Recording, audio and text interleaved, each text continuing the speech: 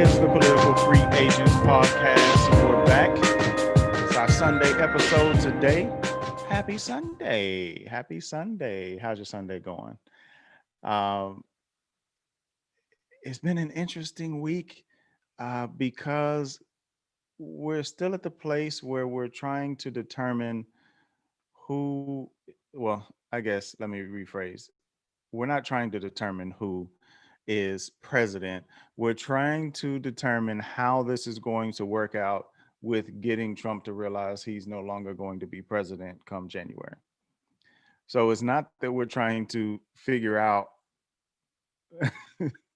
who who won. We know who won. Uh, Trump doesn't seem to want to acknowledge that aspect, though. But that's okay. Is what it is, as he illustriously said about COVID. Having some audio issues here. Let me see if we can get the live audio back going here. We'll have to figure that part out. All right, so we're live on YouTube though, so that's cool. We can work from there, and we'll get the audio posted up after this. So the the country, the episode is basically about lying, and the country is largely divided because of lies. And there's really no way around that. There's really no way around the fact that the country is in the position that we're in because of lies. Now, if you're on the left, you probably think I'm thinking and talking specifically about Trump. Uh, if you're on the right, you're probably thinking this is only a Republican, a Democratic issue. Uh, pick whichever Democrat you want. You could say Biden or anybody else. Lying is not partisan. There's just no way around it. It's not partisan. Both sides, not to both sides, this thing, but both sides absolutely lie. They lie to you all the time. It's not out of the realm of possibility that humans are going to be humans just because they say, you know, now I'm a Republican and they put that on their chest, or now I'm a Democrat or an independent. Your political party does not change human nature. If you're a liar, you're a lying Democrat, or you're a lying Republican, or a libertarian, whatever. If you're a liar, you're a liar. That's just human, right? That's just human nature. It's not going to change because you decide to pledge loyalty to another group. So when I look at these things that are happening today, I look to see, how do we get here? Like, how do we get to this particular place where we are right now? And so I've been listening to, I just finished a great book by Akala. If you don't know Akala, he is, well, if you ask him, he's Irish and Caribbean. Um, I think I may have mixed up a country. Scottish. There you go. Scottish and Caribbean. Um, Grew up in Europe, and also spent a good amount of time in Jamaica as well. And his perspective is great because he's very, very well versed on American history as it relates to, in particular with this book, um, as it relates to racism in this particular scenario or book. He's very well versed on the American history, but he also, having spent so much time in Jamaica, he's very aware of what's going on there.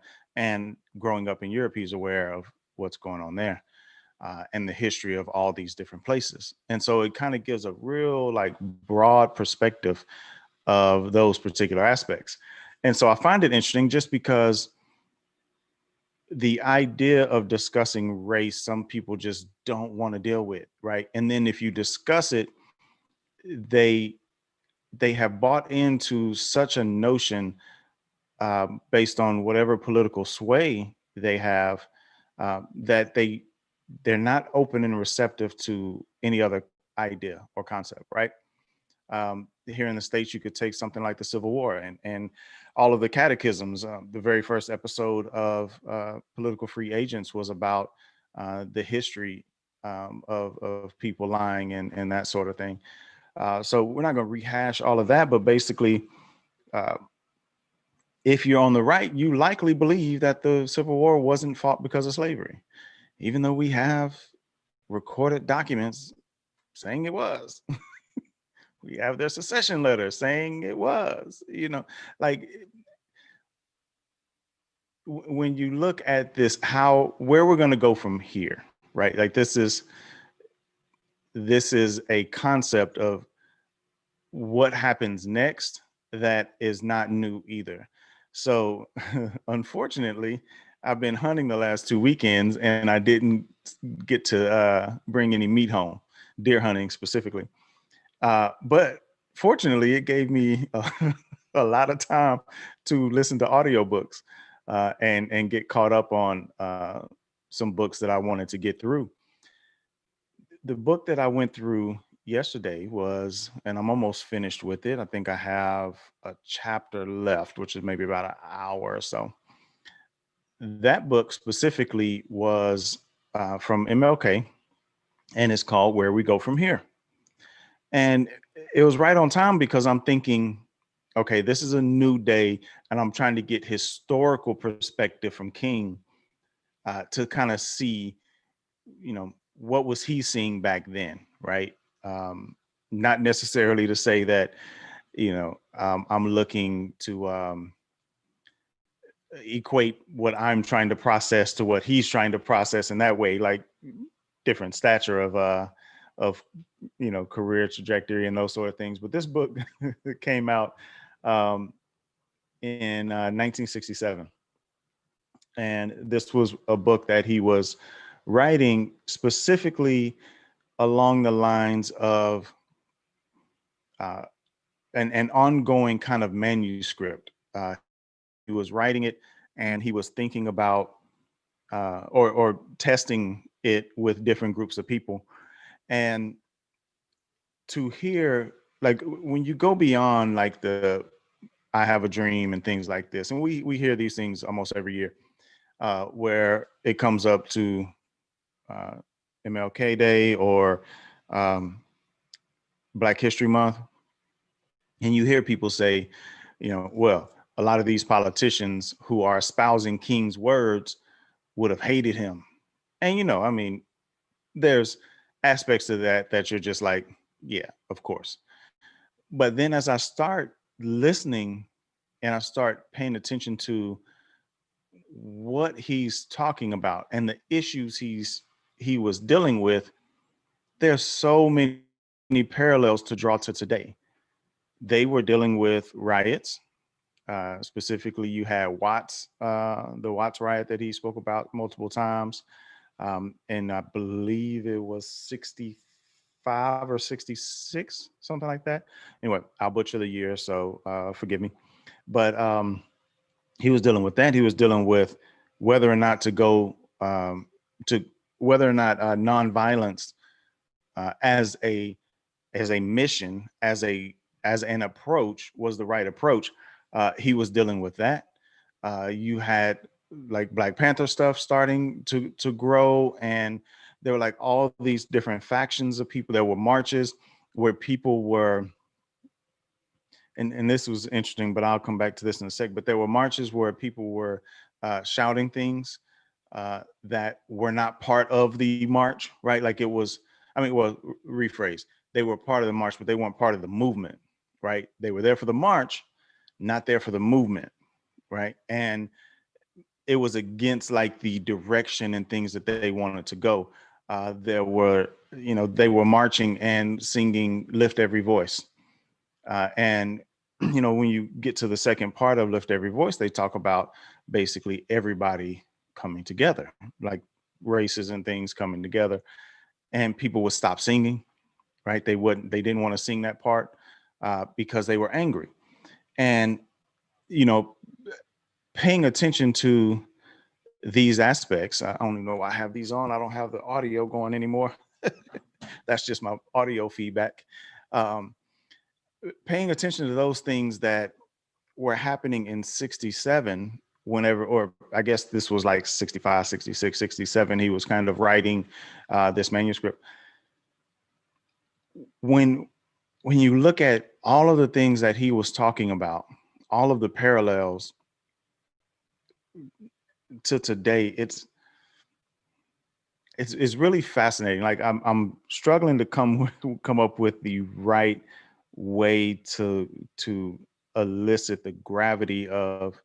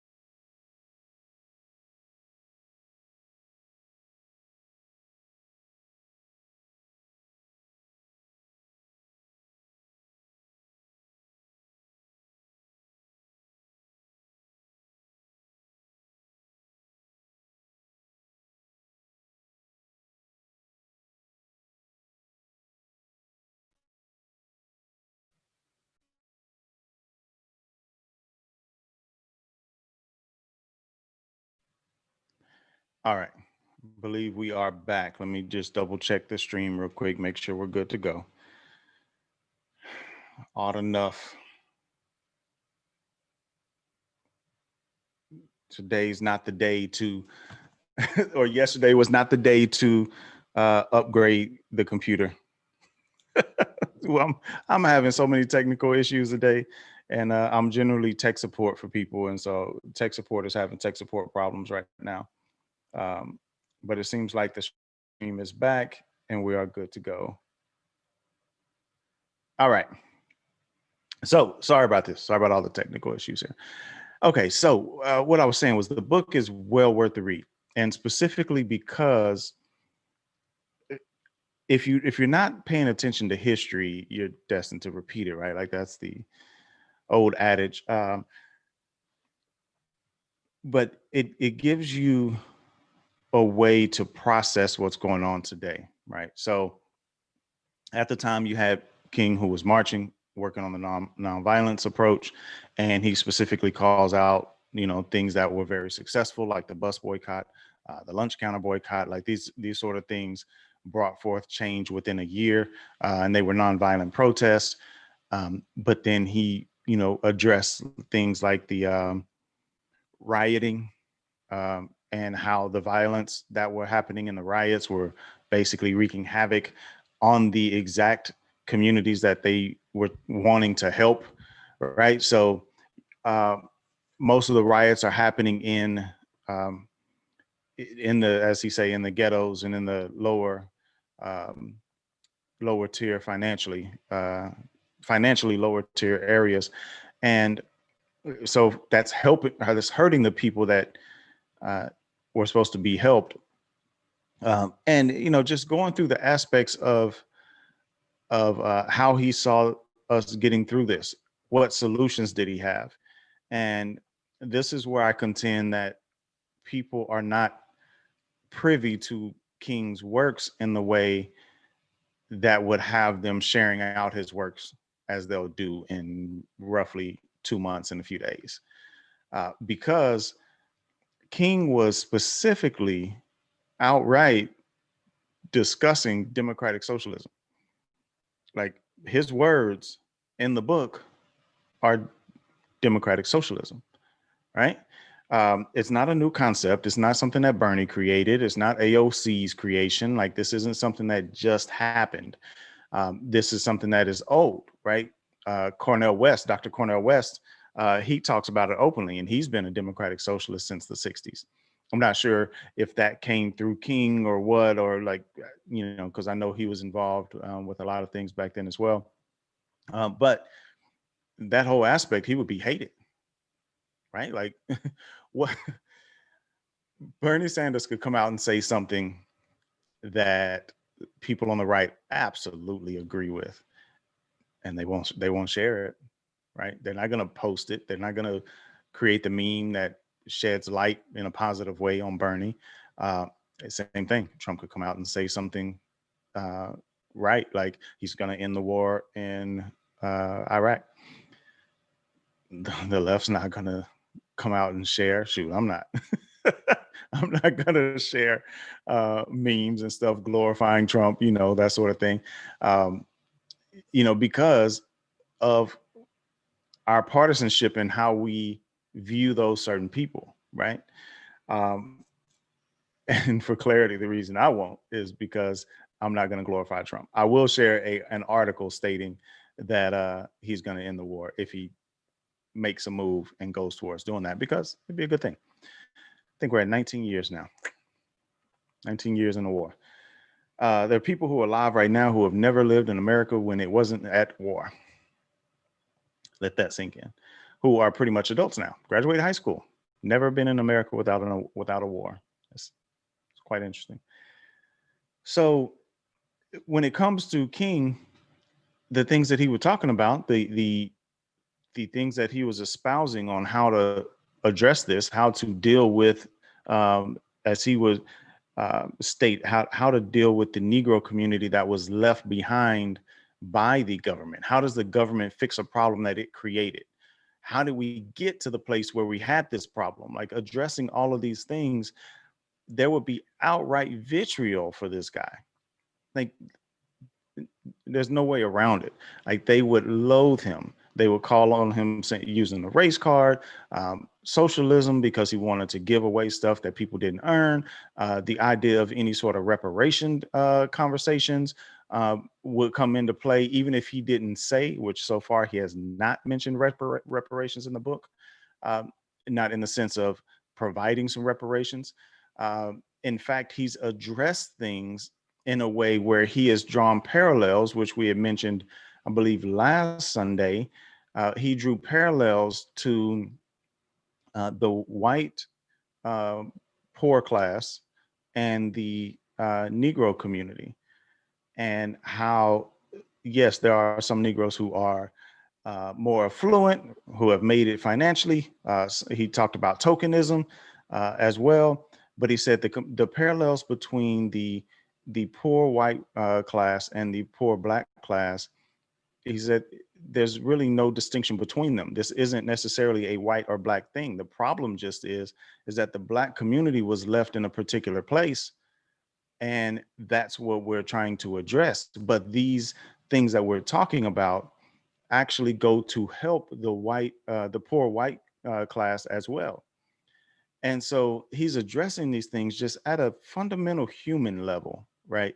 But of course, there's this racial aspect. So of course, just think about it. Just bring that to today and think about, you bring up race and you want to discuss that, or you want to discuss reparations, and you get, well, I wasn't alive when this happened. I wasn't there. Like you get all these excuses and these reasons why not to do the provide reparations, or not to provide money to a certain community because whatever, pick your poison. They're lazy, or pull themselves up by the bootstraps, all that sort of stuff, right? You get these sort of parallels. So he would probably today be more akin to a Bernie or an AOC, Just on the financial aspect, just on that particular level, he would be more akin to them.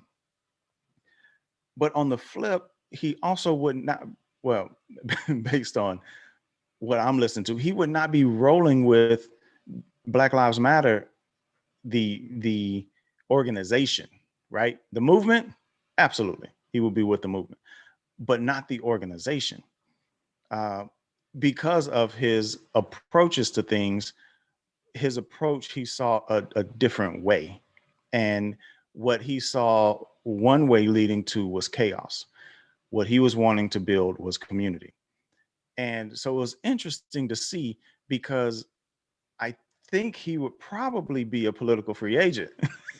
Boom, boom. Let me go ahead and get that little note in there. Ding. Um, because he called out the Democrats, the liberals. He called out the Republicans. He talked about how, and this was so funny, it's all these parallels.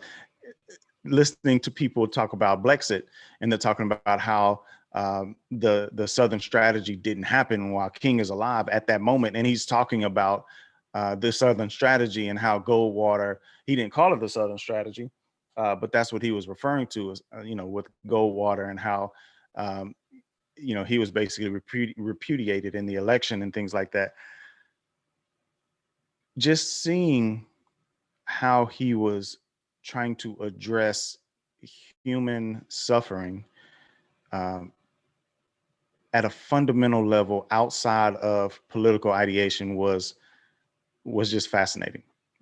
And so again, drawing those parallels between what was happening then and what was happening now, where you have these violent riots that are happening, he would have been against, which would have caused people on the left to have issue with him.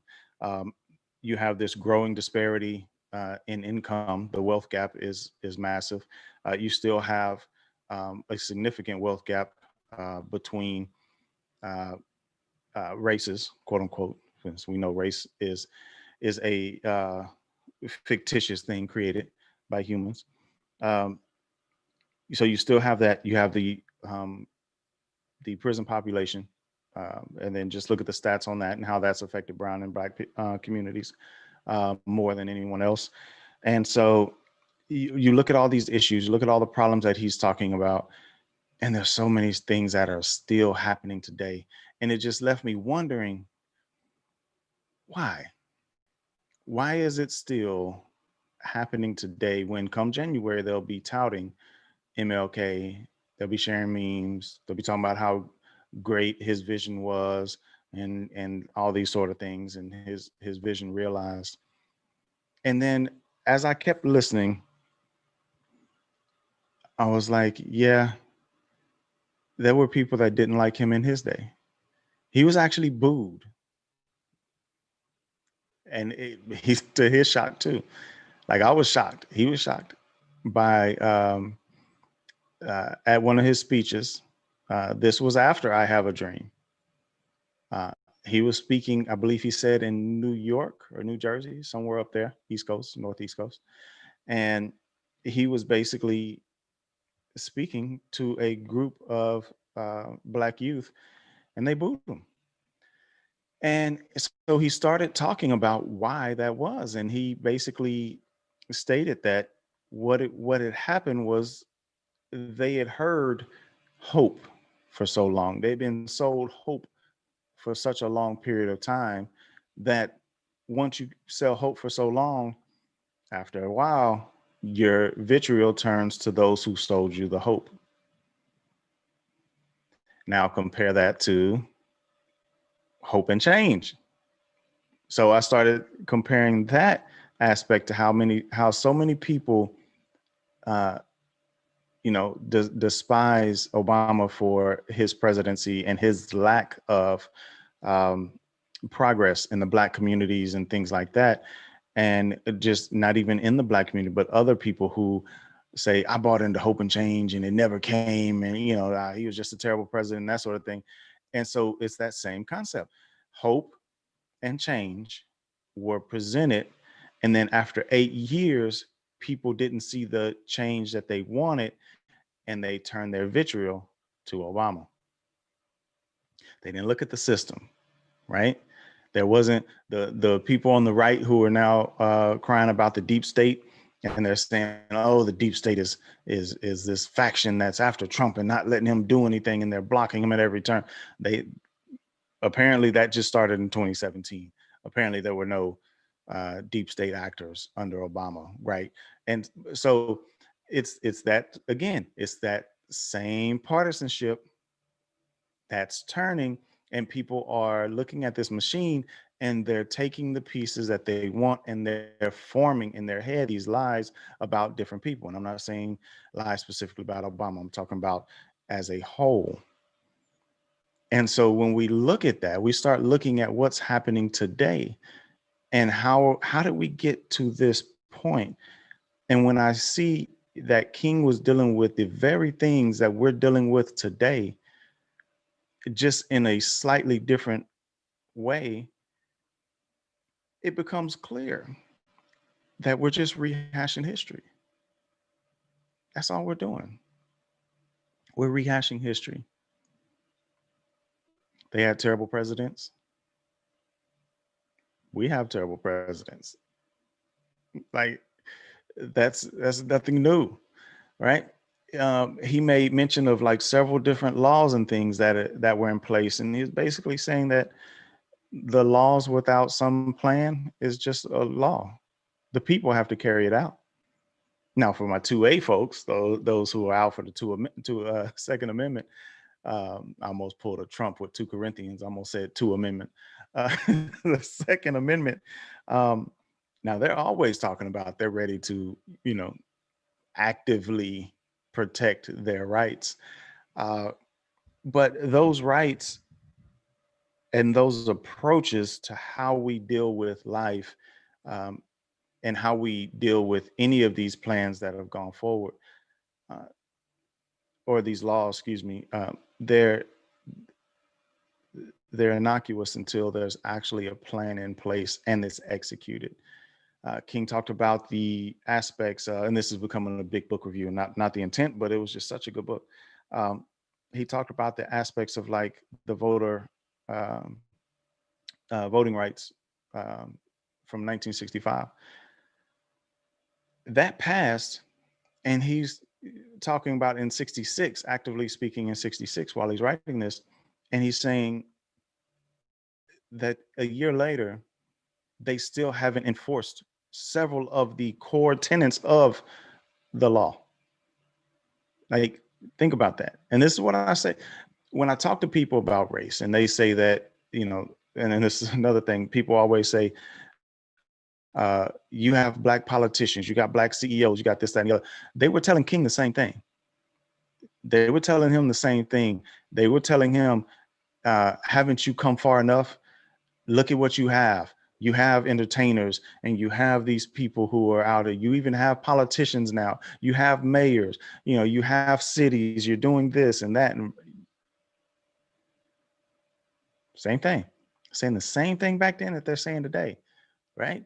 That you've come far enough. There are no more barriers, right? But here we are in 65, you got the voter ID laws or voting rights act. And then in 66, you still don't have it implemented. It's still not in place, right? It's there, but especially in the South, they're still doing the things that they need to do to try to suppress votes. And here you go in 2020, we still have voter suppression stuff happening, right? Like, so there's all these parallels. All we're doing is rehashing. What's the point? Where am I going with all of this? First off, read the book, right? Like, I'm to hear it in his words, you'll get a greater sense of all of these specific ties, and you'll see the parallels as they come into play. As you read the book or listen, as you go through it, just look at how your party would receive it, right? When he talks about violent riots, he speaks about why they happen. They're being the voice for the voiceless, right? The famous quote he mentions in here, the riots are the voice of the voiceless. And he addresses, like I say, about hope being deferred. And after hope being deferred for too long, things end up happening and people start going a certain route. Then you start hearing the stories of how at marches, how I mentioned earlier, there were people who were saying things that weren't part of the movement as a whole. They were just there for the march, but they were saying things that were not part of the edict, that they were trying to push forward as the leaders. And so you had people like Stokely Carmichael and those kind of cats who were there that were agreeing. These bigger than life figures that we know about. Matter of fact, I have his one of his books right here. Stokely, well, Kwame Ture, but still. And you have these bigger than life figures, and even then, with those bigger than life figures, you still didn't have an outright agreement on what was the right approach. So we fast forward to today again. Think about it today. People always say, we need these great Black leaders to come do this thing. Well, in the time where we had these great Black leaders, we still didn't agree on what was the right approach. Now, the Black community will come together and they'll do things. They'll fend for each other. They'll fight for each other. But just as a community, it was difficult to get like the core, everybody jump on board. And so when you see a protest with a bunch of Black people, what do they say now? It's a BLM, right? Somebody's carrying a sign that says Black Lives Matter. They say, oh, it's a BLM protester or rioter or whatever. But that's not part of the movement, right? Like that's not the tenet of the movement or things like that, right? Just like the protesters back then who were yelling about, if one guy yelled something that if, one of those white blah, blah, blah, blah, attacks me, I'm going to, basically fight him. Let's just say that. It was in the old 60 parlance, so it was kind of funny to hear, but still, like those sort of things. But he's standing next to King, right? Like the nonviolent guy, the leader of the nonviolent movement, who, mind you, by the way, King was not about nonviolence initially. It was Baynard Rustin who convinced him of such. This wasn't from the book. This is just other knowledge. But at that point, King was known as the leader of the nonviolent movement. And you're standing next to or near King and you're saying, I'm ready to fight if something pops off. So the idea that we need these great Black leaders because that's going to soothe the voice of the voiceless and soothe the violence that will ensue. It's just not accurate. It's not accurate. So anyway, read the book is all I can say. Again, MLK's Where Do We Go From Here? Chaos or Community? I think it's well worth the read from a historical standpoint, and then even to see how it lines up with everything today. So along those lines, along the lines of lies we tell to get through and kind of see how things are going, this sort of concept of things going viral, it's dangerous. I've learned over time now to be careful because I've been caught up in the fast moving nature of viral videos or images or things like that. And so there was this Million MAGA March yesterday. And it was basically a bunch of Trumpers coming together and marching to, I guess, protest. I really don't know, honestly, because the hashtag ended up getting hijacked by who was it? I forget what they call them, K-poppers, the K-pop crew or whatever. I don't know. But anyway, K-poppers and TikTokers is what they were saying. Sound like I'm talking about drugs.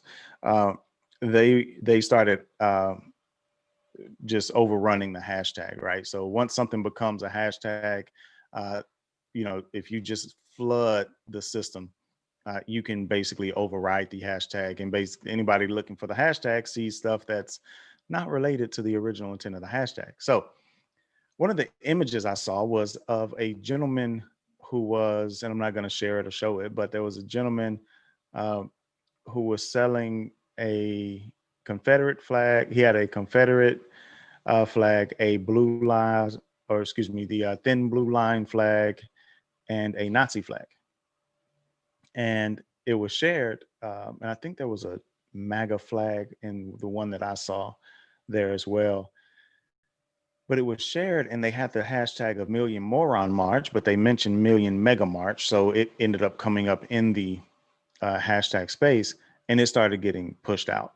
At the screenshot that I'm looking at here, it was 804 retweets and 1.8 thousand, or let's just say 1,800 likes, 380 comments, right? So obviously, since the point of that screenshot, it has gone out way more. But the image was actually, while still reprehensible, uh, to be pushing a Nazi flag.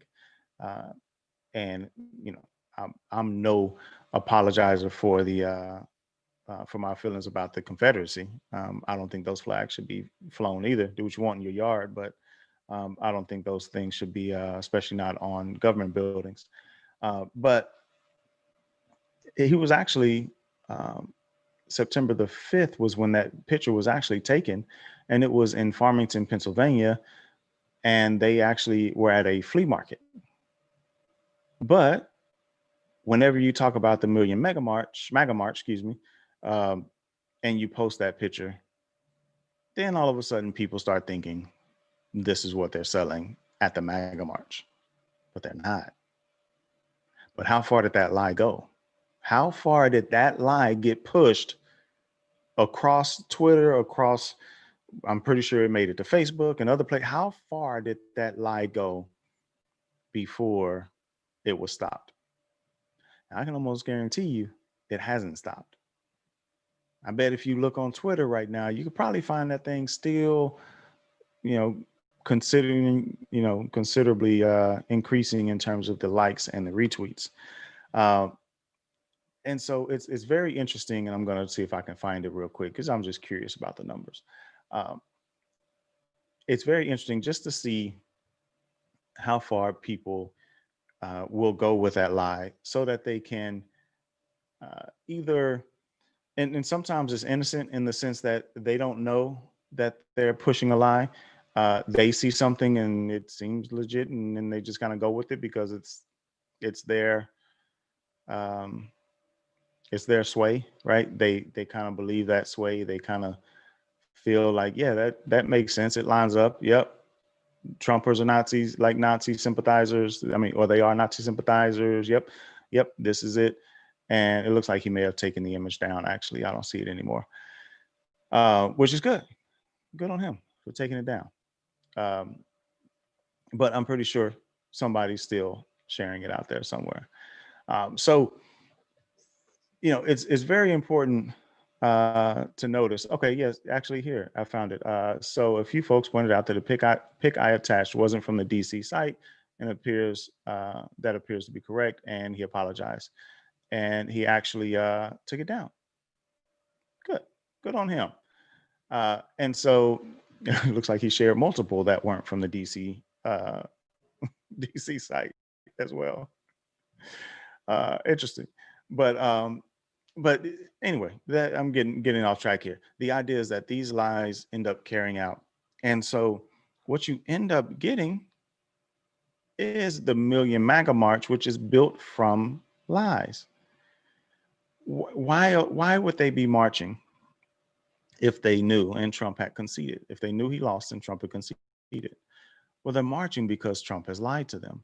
Trump has told them consistently that the election is being stolen, and they have these hashtags, "Stop the Steal," same hashtag they used in 2016, right? Not very original, but they used this hashtag in 2016. So they've been being told, "Stop the steal, stop the steal." The Democrats are trying to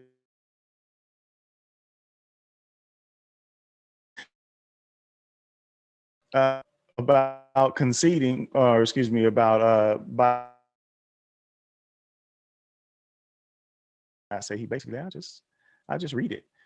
He says he won because the election was rigged. Remember, we're talking about lies. No vote watchers or observers allowed. We're talking about lies. Vote tabulated by a radical left privately owned company, Dominion, with a bad reputation and bum equipment that couldn't even qualify for Texas, which I won by a lot. We're talking about lies. The fake and silent media and more. We're talking about lies. So this idea, again, Hillary called Trump out at a debate where he talked about, she called him out for saying everything's rigged. She said that he said it was rigged whenever he didn't get an Emmy for 3 years or something like that. Every year it was rigged. Um, Whenever he was losing the primaries in 2016, uh, those were all rigged. He lost those because they were rigged. Then he gets the nomination. That's not rigged. He got the nomination, but that wasn't rigged. Then leading up to the actual election in 2016, rigged, rigged, rigged. Everything talking about it's rigged. It's rigged. The election is rigged. It's rigged. Then he won, and it's like we beat the rigged system. Uh, okay, interesting. Leading up to this election, what did he start doing? He started seeding his base.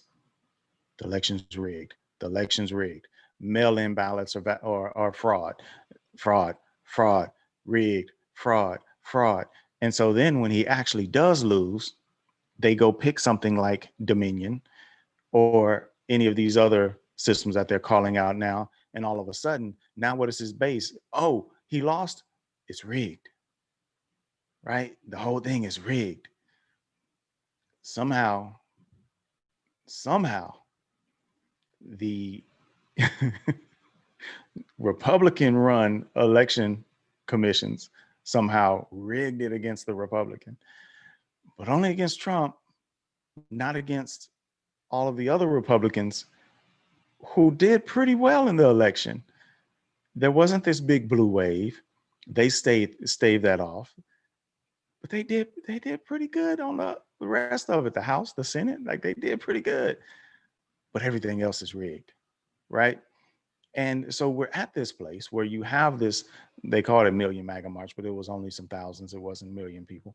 Um, but it was still a lot of people. Don't get me wrong. Don't misunderstand me. It was a massive amount of people out there. But that's how we get to the place where you have a march post-election about stopping. And matter of fact, I believe they marched um, like up to the election commission or somewhere, some government facility related to the election. That's why they marched up there, because they're protesting it being rigged. This is where we've come. This is where we've gotten to this place because of lies. And it's difficult sometimes to know which lies are actual lies and which lies aren't, right? It's like the Alex Jones. Now Chris and Mike love Alex Jones. They find him hilarious, and other aspects of him they like. But it's clear that Alex Jones is wrong a lot, but then sometimes he's right. And so because he's right, sometimes you get people, I won't call him out, another podcaster who says things like Alex Jones has been the most right than anybody in media in the last decade or something to that effect. I forget what the whole tweet was. That's how you get those things, right? But we get to this place based on these lies, and we just end up believing what we're being fed. And it's not, I'm talking about the Million MAGA March and I'm talking about Trump lying, but he's not the only one, right? If you think Trump is the only one in this system that is lying, I mean, come on, man. Now I can't say come on, man, without feeling like I'm Joe Biden. Come on, man. Uh, just look at the way that the system is set up. And I just implore you, it's not like we have some membership or something, but I implore you to be more of a political free agent. I just do. And the reason why is it's never been for me as clear as it is now about how much this system is set up against us. You may think Democrats are here working for the people, working to make things better, and the Republicans aren't. They're working for business. You may think that, but when you actually dig into what these parties are doing, all they're doing is responding with the least bit they can to assuage their base, and that's it. That's what they're going to do. That's why you have things like Nancy Pelosi throwing a dinner for all of the new incoming people for the House. I think just the Democrats. I'm not sure if it was part of nonpartisan or if it was just the Democrats she was welcoming. But all these round tables in this conference room. That's why you have that. Mind you, Pelosi is in California. That's why you have stuff like that happening where they're throwing this dinner, but at the same time telling you no Thanksgiving. Got to keep the number of people down to whatever 5, 10 people max. You can't have large gathering Thanksgivings. Nope, you can't meet together. You can't do these things. We're looking out for the people. We're following science.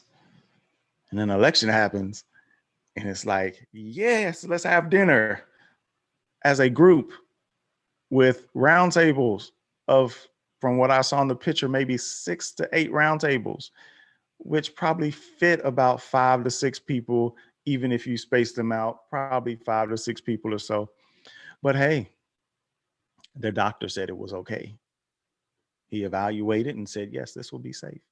And I'm sure they'll probably wear masks. They'll probably do all that. Great. But why can't they trust us to do the same around our family at Thanksgiving? Why don't they think we're going to do the right thing and not go around grandma, grandpa, whoever else may be in the family that has an illness that we know if they get COVID, it could be catastrophic? Why don't they trust that we the people can come to that conclusion? Because they're going to do one thing and they're going to tell us another thing. And they're trying to get that vote specifically so that they can stay in power. And it boils down to that. Again, going back to the book, MLK was dealing with the same thing back then. The exact same thing he was dealing with back then. That's why he said politicians shouldn't be picked based on color. Shouldn't be, or race, I should say. He specifically said race. It shouldn't be. It should be based on integrity. Think about that. A politician shouldn't be picked based on race, should be based on their integrity. Now, imagine if we had a government full of people with integrity. First off, it'd be very difficult to achieve anything close to that. But just imagine if we let's not even say the whole government. Let's just say those in succession for the presidency, the president, the vice president, the speaker of the house, and so on down the line, right? What if all of these people were operating strictly out of integrity? Imagine what could be done in this country. But we have to assuage our base. We have to keep the lies going. We have to keep saying the election is stolen.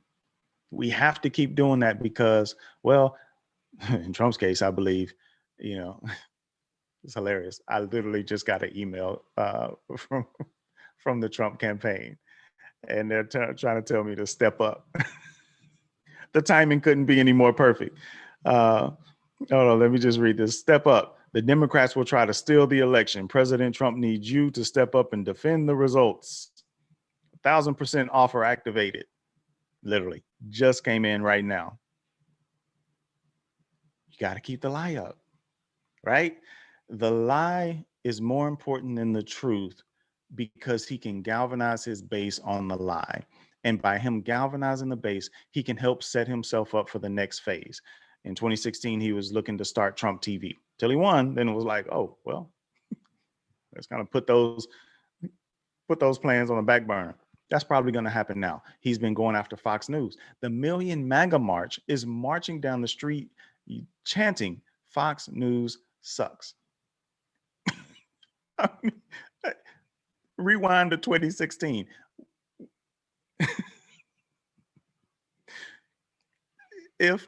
After Trump won, could you have predicted in 4 years, excuse me, that the Trumpers would be marching and chanting Fox News sucks? I don't care who you are, you couldn't have predicted it. There's no way. But he's been laying the groundwork. He's been laying that seed. And now what is he going to do? He's going to capitalize. See, the whole idea that Trump is, not a con man is laughable to me. And I'm using con in the way of confidence. So he's a confidence man, and confidence man or confidence men in this particular humankind, not necessarily men particularly, but what they do is they sell confidence. And he's found a grift. He's found a way to push this narrative and to get his lies through to where he can now shift it from the presidency over to some other business venture. And he's going to keep this alive because there's all these hats, there's all these flags, all these signs, all these people with all this MAGA stuff. It's a marketing opportunity. He has the opportunity to really galvanize these people and also galvanize them to try to change the political landscape. Because if you're in MAGA country and you are the representative for that part of the country or the town or whatever, the district, that pressure that your constituents will place on you, you're going to have to choose between your integrity and fulfilling their desires, which may not line up, right? Their desires could line up with your integrity, but they may not. And you're going to have to choose. And this is the stuff that happens all the time. People are trying to stay in power, and they're doing that by telling you what you want to hear, lies. They're telling you what you want to hear so that they can get your vote.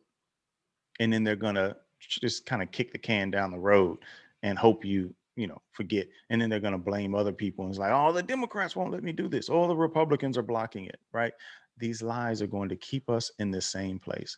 And the only way, the absolute only way we can get out of this is if we stop buying their lies. Got to become politically free. There's no other way around it. So, in the last few minutes here, I'll get off my rant. A few updates just to go through before we close out here. Pennsylvania, a few election updates. Pennsylvania Secretary of State says she will not order a recount.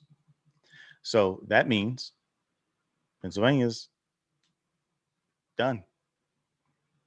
The only way they can get any change to happen is with the lawsuit. And so far, last count I saw, the lawsuits from the Trump campaign have been dropping like flies. 5 of them have been dismissed. They've just been thrown out. The Trump campaign also dropped their lawsuit in Arizona, which means those results are pretty much locked in.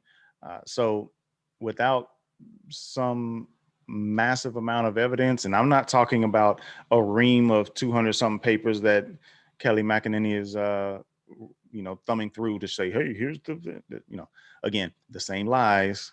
They'll peddle this lie over and over and over again that, look, we have all these papers that prove our point.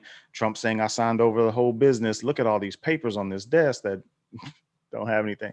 Trump, I have coronavirus and I'm working at the hospital. It was empty sheets of paper.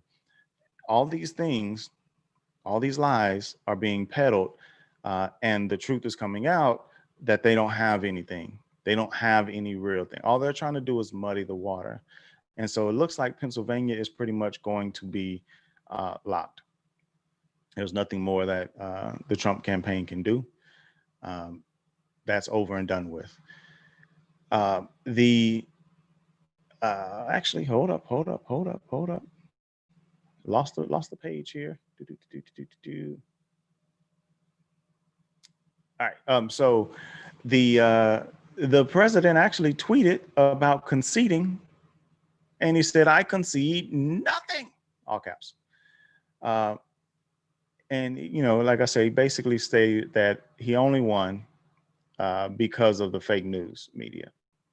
And one thing that Trump has also stated, and back to the media point, was that the difference between 16 and now was Fox News. And that's part of the reason why he lost, because Fox News isn't as good as they used to be, because they're not just outright Trump. They're actually trying to show both sides, as Fox News is saying. So he said he concedes nothing. We have a long way to go. And this was a rigged election, right? So this is, again, going down that rabbit hole of lies and saying there's nothing, like there's a long road. And it's like, no, there's not a long road. It's not. November 20th, it's a wrap, right? Like, we'll have all the results should be certified, should be good to go. And then the last ditch effort that they have is December the 14th, where they actually have the electors submit their votes. So the electors for the state take the results from the state, and they say, here are the, here are electoral votes. Here's the way the state of Texas is voting, basically. You do have faithless electors, but that had to be a whole bunch of faithless electors for that to happen. And that, my friends, is what you could call a coup. Maybe. That would be stealing an election, is getting all of these states, all of these Republican states that went blue, to get them to flip the states' votes and ignore the will of the people. That would be a problem. But that's exactly what people want, and that's exactly what they're calling for. So, quick coronavirus update. It's getting bad again. And we're starting to see these lockdowns happen. My cousin is actually in Italy, and she said that, actually, there was, I think, a couple days, they've been there a few weeks, a couple days after they got there, lockdown started happening. And so that right there is a problem that is starting to spread to more places. Europe is catching it. Also here in the States, we're now starting to see states get locked down again. And so the fear that Biden gets elected, we're going to see lockdowns. And we said right here, you're going to see lockdowns regardless. And we're seeing lockdowns no matter what. Biden's not even president yet. People need to pay attention to the lower, areas of their government. Pay attention to your governor, pay attention to your mayors and all your city officials. Those are the people who will control a lockdown, right? It's going to go from those areas up. Here in Houston, the mayor back in March shut down the Houston livestock and rodeo show. That was a massive deal, a major issue, because it provides so much money. But he made that call, not Trump. Biden won't be making the call for the rest of the states. Still got states' rights. The way that Texas is shutting things down has been Abbott. The way that they're happening in California, it's been Newsom. So, like, these things are happening because of your state elected officials, not the president. So you can be afraid of what Joe Biden may do. It's fine to have a little healthy fear, but just know that you should direct your ire at your state officials, not necessarily the president, for all of these issues. So, main point with COVID is back to the same thing that we said months ago. Personal responsibility, stay safe. Do what you have to do to stay safe. Whether or not you believe in masks or not, just be mindful of other people that are around you. Understand how the virus works, understand how it doesn't work. Just try to understand and respect the fact that there are people who believe masks are going to work. And there are businesses who are going to require you to wear a mask. Just wear the mask, right? Just wear the mask. Your rights are not being infringed. None of that stuff is happening. Just wear the mask or don't shop there. Go somewhere else. It's up to you. Personal responsibility. Make sure you're doing what you have to do to take care of your family. And over this this holiday break, which we'll have some more episodes before we get to that point. Uh, Again, personal responsibility. The government cannot keep you from saying hi to mama and JoJo and them. Go see your people, but just do it safely. That's the key. Be safe in what you're doing. Because right now we're looking at 15 million active cases, 98,000 of them are critical. And we also, that is a 1%, by the way, in terms of the critical. And we're also seeing the daily deaths increasing as well. November 13th, we had 9,970 deaths. That's massive. And when I say we, this is the world. These are the world stats. So anyway, um, just again, make sure that uh, you're staying on top of things, and you're trying to protect those that are around you, and that you could most likely impact in a negative way. Went off topic here, went down a rabbit hole with the MLK stuff, but I highly suggest check out the MLK book, Where Do We Go From Here? Chaos or Community? I think there's a lot of meat in there, a lot of things that we can pull out and we can start using to help change this to be more community than chaos. So right now we're definitely seeing a lot of chaos. And also Akala, which I would love to get Akala on the show. Akala's book is called Natives. And if you like, British accents, it's worth it just for that. Just to hear him say bruv. Hey, bruv. I have a terrible British accent. Anyway, it's the Political Free Agents. We do this thing Sundays at 2 p.m. and Tuesdays at 7 p.m. We're officially on Tuesdays now, so we'll catch you on Tuesdays. You can find out when we go live by going to our YouTube. Just go to politicalfreeagents.com, click the YouTube button, and go to YouTube, hit like and share. You can also search for us on YouTube, just under Political Free Agents. Hit the like, hit the subscribe, share the show out, help get this message out, because it's not going to work if we keep having these partisan conversations and we're just sticking to partisan politics. We have to start becoming politically free. And the way that when we do that, then we can start seeing some actual change happening, and they'll have to start bending to our will, not just to our political ideology. Also find us on social media at Political Free Agent, at PFA Podcast on Instagram, Twitter, and Facebook.